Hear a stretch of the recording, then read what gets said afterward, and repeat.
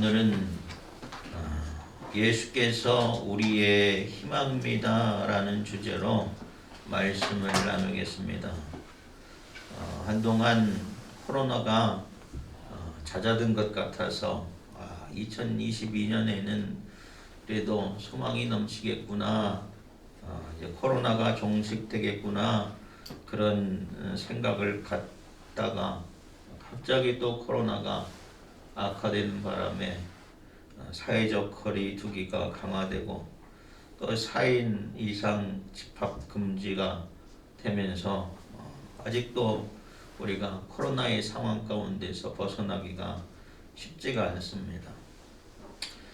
청주의 몇몇 교회들은 교인들이 코로나 걸리고 그래서 교회가 닫혀지고 또 밀접 접촉자가 생겨서 몇 주 동안 예배를 못 드리는 교회들도 있다고 합니다. 또 뉴스에 보면 사랑하는 가족이 코로나 확진됐는데 확진된 지 4시간 만에 그냥 사망해서 죽게 됐다는 얘기도 듣고 또 확진돼서 죽게 되면서 장례도 제대로 치르지 못하고 가족이 이별하는 그런 안타까운 모습도 우리가 뉴스를 통해 보게 되는 안타까운 한 주였어요. 언제쯤 이 코로나가 종식되고 또 우리가 마스크를 벗고 자유롭게 생활할지 정말 답답하고 또 암울한 그런 가운데 있습니다. 그럼에도 불구하고 우리는 하나님을 소망하고 또 예수 그리스도를 소망 가운데 이 어려운 시기를 묵묵히 견뎌내고 잘 이겨낼 수 있는 여러분 되시기 바랍니다. 아멘. 우리의 소망은 이 땅에 있는 것이 아니죠. 천국에 있는 것이에요. 하늘나라에 있는 것이에요. 우리를 위해서 이 땅에 오신 예수 그리스도를 인하여 늘 감사하시고 또 소망이 넘쳐나는 여러분 되시기 바랍니다. 아멘. 오늘 미가서 말씀을 보는데 미가서 선지자가 오늘 본문과 같이 예언했을 때에도 그 시대상이 밝지가 않았어요. 하나님의 백성이고 선민 이스라엘이 하나님의 심판에 받게 되는 그러한 상황에 처해져 있기 때문에 그렇습니다. 이미 북이스라엘도 하나님의 심판을 받아서 아수르라는 이방 족속에 의해서 멸망을 당했어요. 남유다도 조금 있으면 바벨론에 의해서 멸망당할 그런 위기에 처해져 있어요. 왜 하나님의 나라, 하나님의 백성이 이렇게 멸망하게 되냐면 하나님의 백성이 하나님을 떠났기 때문에 그렇습니다. 우상 숭배하고 또 신앙이 타락하게 되고 또 세속화되는 어떤 그런 과정 가운데 하나님을 근심케 했어요. 그래서 결국 타락한 이스라엘이 하나님의 심판을 받을 수밖에 없게 되었습니다. 우리가 하나님은 참 좋으신 하나님이에요. 참 좋으신 하나님에도 불구하고 또한 하나님은 공의로우신 하나님이심을 믿으시기 바랍니다. 죄가 있어서 자신의 죄를 회개하고 겸손히 하나님께 용서와 은혜를 구하는 자에게는 하나님이 참으로 한없이 좋으신 하나님이 되시고 은혜로운 하나님이 되시는데 그래서 긍휼을 베푸시기도 하고 은혜를 베푸시는 하나님이신데 그러나 죄에 대한 깨달음이 없고 뉘우침이 없고 죄 가운데 교만하게 행하는 사람들은 어떻게 해요? 하나님이 공의로운 심판장이시니까 심판하실 수밖에 없어요. 그 죄값대로 심판하실 수밖에 없다는 것입니다. 그래서 이스라엘이 하나님의 심판을 받았어요.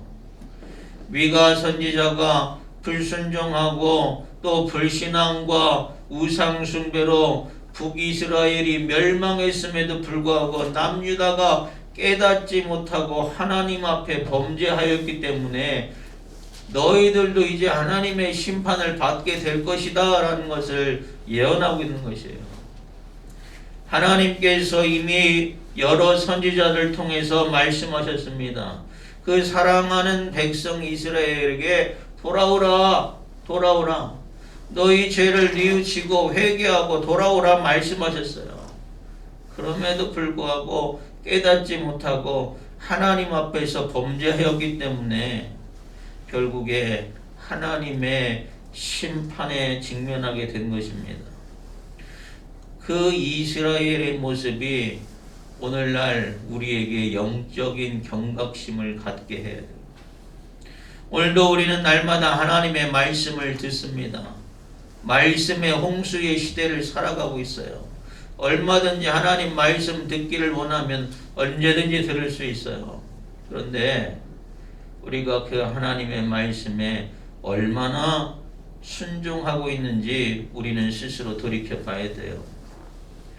하나님의 심판으로 멸망당하고 있는, 심판받고 있는 이스라엘처럼 우리의 모습이, 나의 모습이 불순종의 모습은 아닌지 돌이켜 보시기 바랍니다.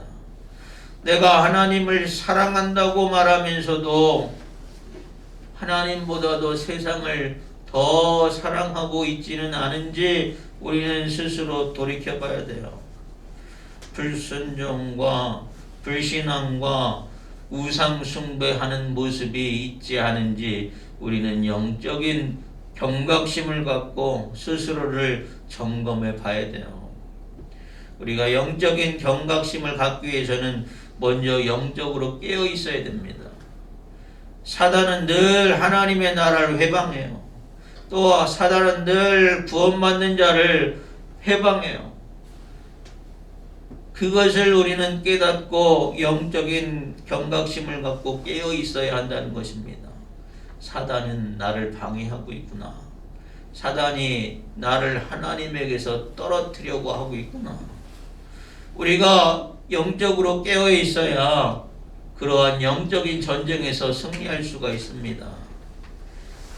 날마다 기도하고 또 말씀 들을 때에 내가 그 말씀대로 순종하기로 결단하고 하나님 앞에 내가 하나님만 바라보리라 소망하는 그런 마음으로 하나님 앞에 서는 여러분 되시기 바랍니다. 아멘. 우리는 약하고 연약하지만 우리를 도우시는 성령께서 도와주시면 우리가 이러한 영적인 전쟁에서 승리할 수가 있어요.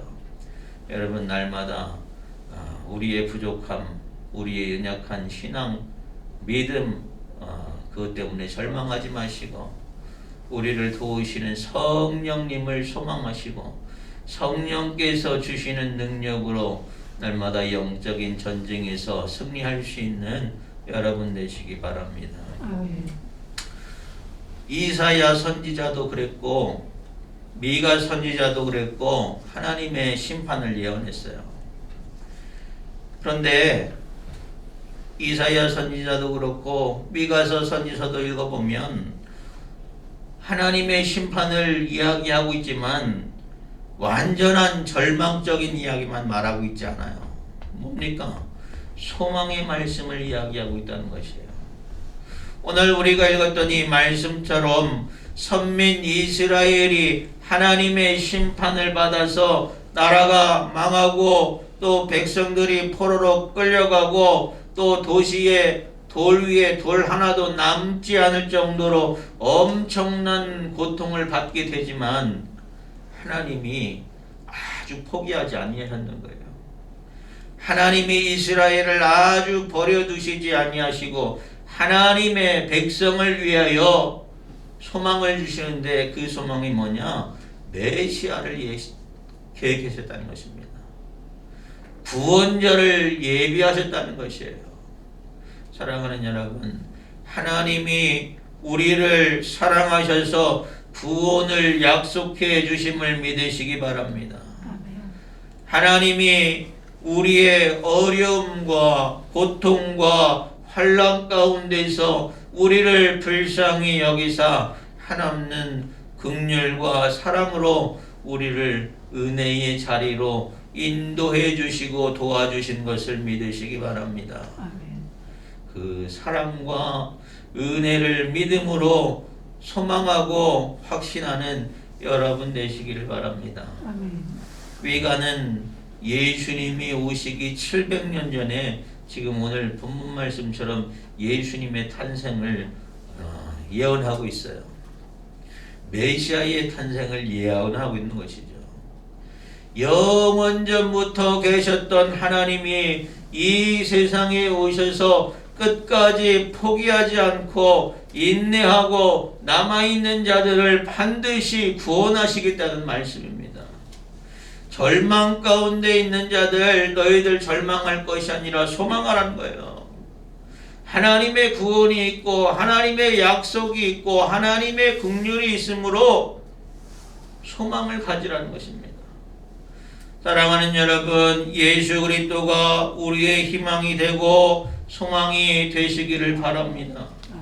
코로나로 또 삶이 힘들고 또 여러 가지 삶의 문제로 고통스러운 문제투성인 인생을 우리가 살아가고 있지만 우리를 사랑하시고 또 우리를 구원하시고 우리에게 평안을 주시기를 원하시는 예수 그리스도로 인하여 기뻐하고 감사하고 소망 가득한 여러분의 인생 되기를 바랍니다. 아멘. 미가는 미천하고 작은 고을 베들레헴에서 나실 예수님을 예언하고 있어요.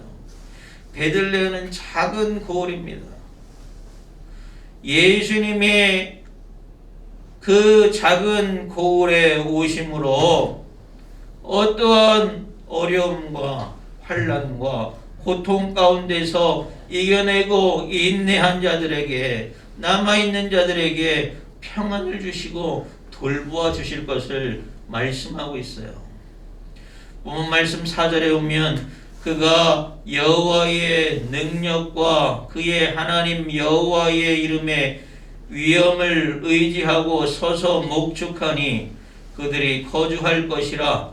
이제 그가 창대하여 땅 끝까지 미치리라 했습니다.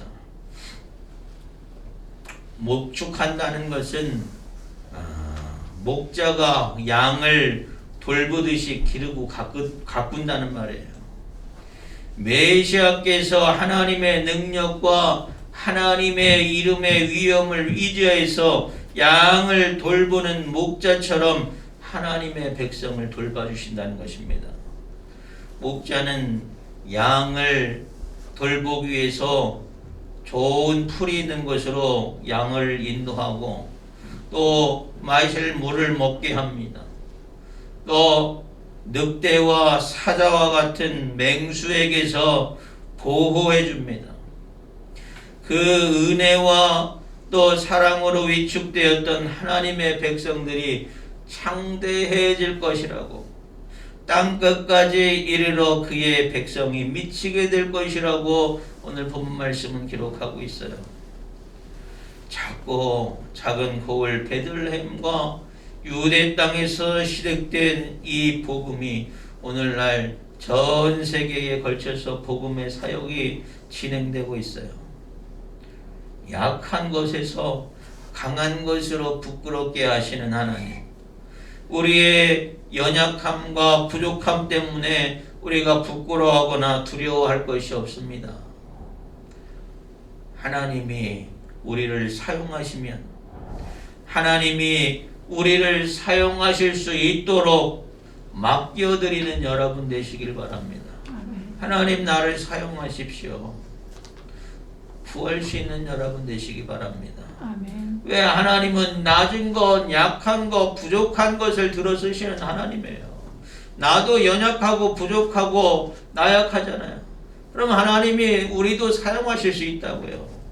나이 들고 또 병들고 가진 것이 없고 부족한 것이 많지만 하나님은 언제든지 얼마든지 원하시면 사용하실 수가 있습니다. 하나님은 능치 못할 것이 없으신 하나님이에요. 우리가 예수 그리스도로 인하여 소망하고 또 희망하고 약속된 말씀이 반드시 나에게 이루어질 수 있음을 확신하시고 믿는 여러분 되시기 바랍니다. 아멘. 5절에 아수르 사람들이 우리 땅에 들어와서 우리의 궁을 밟을 때라고 했어요.